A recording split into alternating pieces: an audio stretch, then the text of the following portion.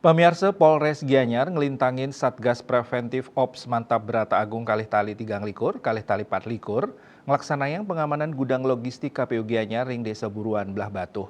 Kapolres Gianyar AKBP Ketut Widiade kesarengin Karendal Ops Mantap Berata Agung Polres Gianyar, Kompol I Gusti Ngurah Yudhistira Mausang, Polres Gianyar ring sejroning reptiang pemilu, sampun niaga yang telung atak nanggu 16 sekutus diri personil.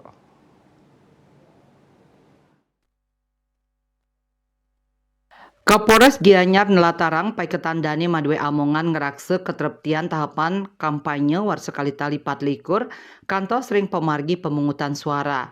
Polres Gianyar taler nyelehin tur ngamanang kuentenan kantor KPU, kantor Bawaslu miwah gudang logistik KPU Gianyar.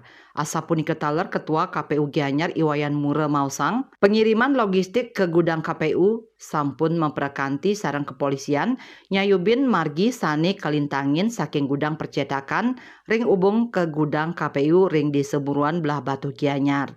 Wirnanya Bali Pos Nguningayang.